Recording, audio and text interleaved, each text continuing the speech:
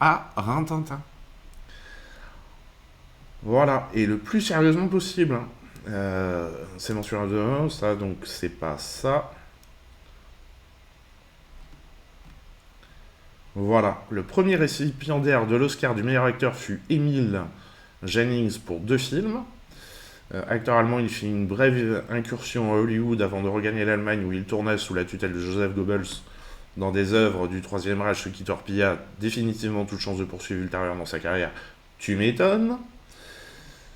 Et donc, un article de The Guardian évoquait une rumeur qui court depuis le début de l'histoire des Oscars et faisait cette année-là l'objet d'un livre écrit par la journaliste-autrice américaine Susan Orlean. L'Oscar remis à Emile Jannings fut spolié au chien Rintintin, désigné pourtant comme le meilleur acteur.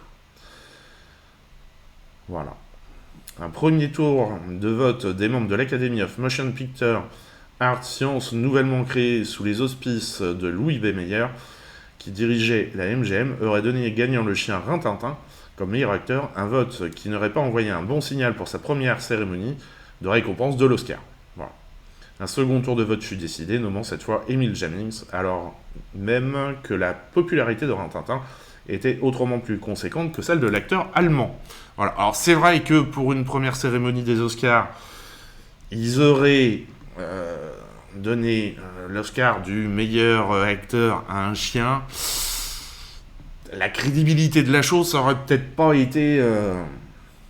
voilà, hein, on va pas se mentir.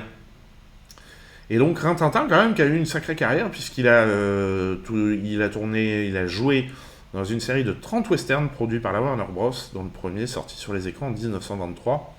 Et en 1929, il fut à l'affiche de pas moins de 4 films. Voilà. Donc quand même, sacrée carrière pour ce fameux Rintintin. Voilà. C'est... Moi, ça m'a... Je me suis dit, oui, bon, pourquoi pas. Allez, côté festival toujours, Iris Knobloch-Bloch, élue présidente du Festival de Cannes, et elle succédera à Pierre Lescure après le festival de cette année, qui va se dérouler au mois de mai, et elle deviendra la première femme à occuper ce poste. Elle déclare que c'est un honneur que me fait la France en me confiant la présidence du Festival de Cannes, profondément européenne, ayant toujours défendu le cinéma dans ma carrière en France et à l'international. Je suis heureuse de pouvoir consacrer toute mon énergie au rayonnement de cet événement planétaire, rendez-vous majeur pour la sauvegarde de la vie culturelle d'un monde qui en éprouve plus que jamais l'impérieuse nécessité. Le film de cinéma vu en salle demeure une expression essentielle et le Festival de Cannes, avec sa sélection singulière, montre la voie chaque année. J'ai hâte de mener une réflexion collective avec le conseil d'administration, Thierry Frémaux, son délégué général, et l'ensemble des acteurs du monde du cinéma afin de poursuivre l'œuvre accomplie et d'imaginer l'histoire future à l'aune des nouveaux enjeux qui se présentent à nous. Alors, j'espère, parce que, voilà, l'autre sujet de contentieux à l'ordre du jour de cette réunion, un possible retour des plateformes de streaming dans les sélections du festival. Le sujet a donné lieu à un débat sans vote au format Assemblée Générale de l'AFIF, donc l'association qui gère le Festival de Cannes. Une partie de représentants de la profession ont fait part de leur volonté de préserver le modèle français d'exploitation en salle, tandis que d'autres membres ont souhaité mettre en avant l'aspect international du festival, expliquant qu'il ne fallait pas se couper du cinéma américain, de plus en plus financé par les services de streaming. Une position de compromis a été évoquée, ouvrir la sélection à un ou deux films de plateforme tout en les contraignant en sortie en salle uniquement s'ils sont primés. Rien n'a été tranché et les débats devraient se poursuivre en prévision de l'édition 2023 de la manifestation.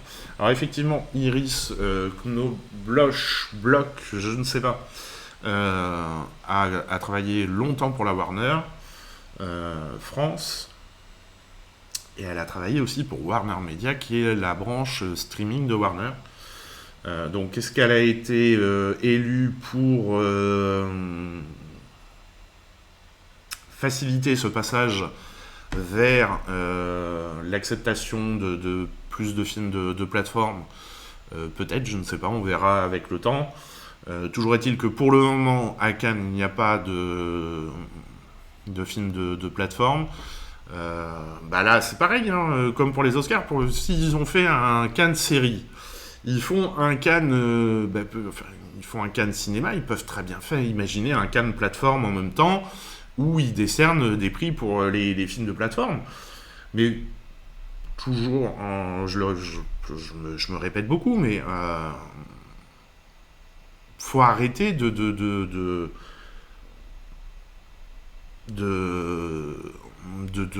mettre le doute dans, enfin, oui, c'est pas le doute, mais enfin, vous me comprenez, dans l'esprit des gens. Encore l'autre jour, là, il y en a qui m'ont appelé pour me demander si on avait tel film. Je regarde sur Allociné, et en fait, c'est un film qui ne sort pas au cinéma, c'est un film qui sort sur plateforme. Voilà. Soit les plateformes acceptent de jouer le jeu comme les distributeurs et de sortir leur film avec une exclusivité en salle pendant, comme tous les autres films, et ensuite ça passe sur plateforme, soit ça sort directement sur plateforme, mais à ce moment-là, ils ne sont pas dans les... c'est mon humble avis, ils n'ont rien à faire dans les festivals de cinéma, ils ont qu'à créer un festival plateforme. Effectivement, il y a de plus en plus de films qui sortent directement sur ces biais-là. Et faites un festival. Voilà. Bon, allez, Cannes toujours. Hier, on a eu la sélection officielle 2022. Et donc, en compétition, on va retrouver Michel Hanavicius. Alors, il y a encore quelques films qui vont être rajoutés parce qu'il me semble qu'il y a 18 films là en compétition. Généralement, on tourne autour de 20.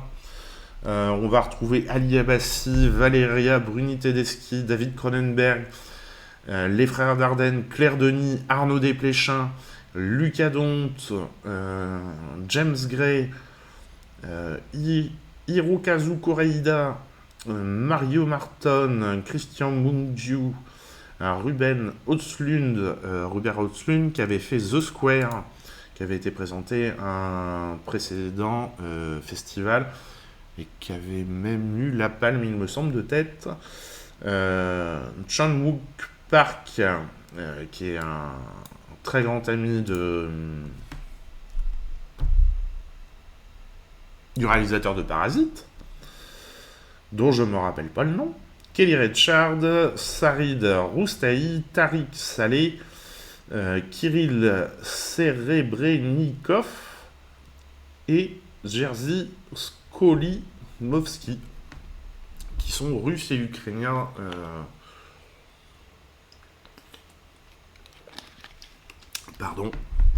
Qui sont russes et ukrainiens. Voilà, donc. Et donc, dans la deuxième sélection, un certain regard, beaucoup de premiers films qui sont sélectionnés, qu'on a hâte de découvrir. Là, c'est pareil, la sélection, ils ont annoncé qu'elle allait s'étoffer un petit peu, puisqu'il me semble qu'il y a 1, 2, 3, 4, 5, 6, 7, 8, 9, 10, 14, 15, et normalement, c'est à peu près, donc là, il y a 15 films, et normalement, on est à peu près à 20 films par catégorie. Voilà.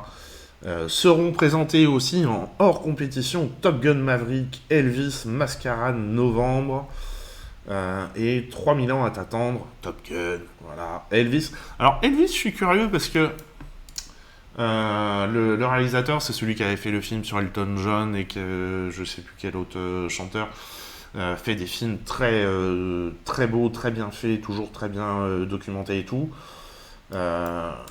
Et il trouve normalement des gens qui vraiment ressemblent aux artistes des films, aux artistes réels. Là, le Elvis ressemble pas du tout à Elvis. Mais bon, après, voilà, ça va être un sacré film. Séance de minuit. On retrouve Hunt, Moon Age Daydream de Brett Morgen et Quentin Dupieux.